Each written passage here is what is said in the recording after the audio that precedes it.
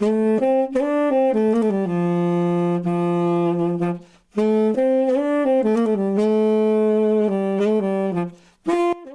name is Jeron Fishburn, and I play the tenor saxophone as well as the flute when needed, and occasionally a vocalist, but usually not.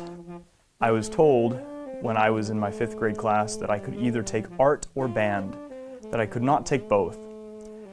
So I decided to take art class because I thought that had more value to me and that my parents didn't want to spend as much money on fancy instruments.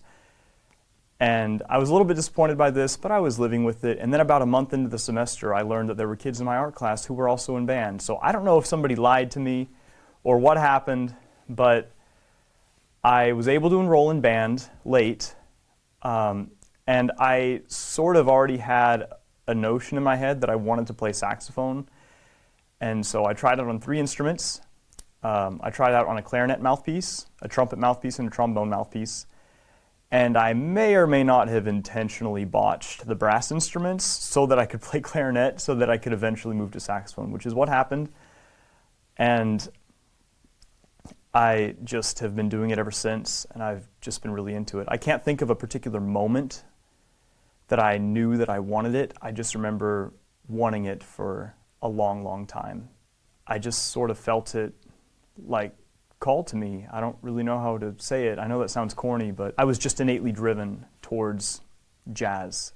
And I remember listening to one of my very first jazz albums, which was John Coltrane and Duke Ellington together. John Coltrane on soprano sax, it's just Duke and John, where they play In a Sentimental Mood and many other good songs. And I was so pulled to that and drawn to that that it just made me want to be that kind of musician.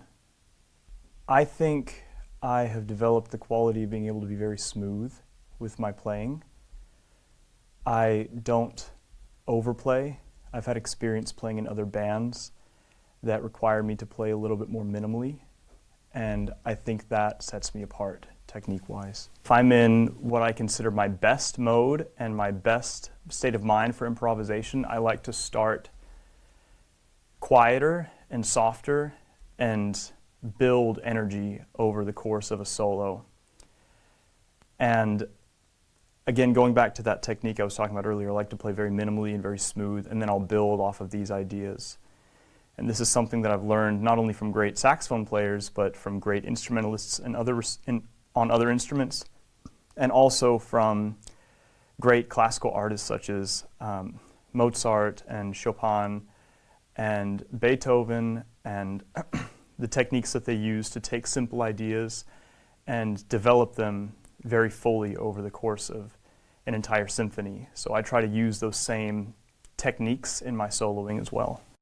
I think each saxophone has a unique timbre also. Like human voices, each have their own, tend to be highly lyrical, and that lyricism is often what I use to start building my solos. And in that minimalism that I start out with and that smoothness, imitating what a vocal line would sound like or what would be simple for someone to sing is a technique that I use to try and build my soloing techniques while I'm playing on stage. I have a lot of favorite solos, and it's changing quite often, but recently my favorite one, and I think it's been this for a long time, and I think it will stay this way for a while, is Patrick Bartley's solo on After You've Gone that he does with Emmett Cohen and Bruce Harris live at Emmett's place.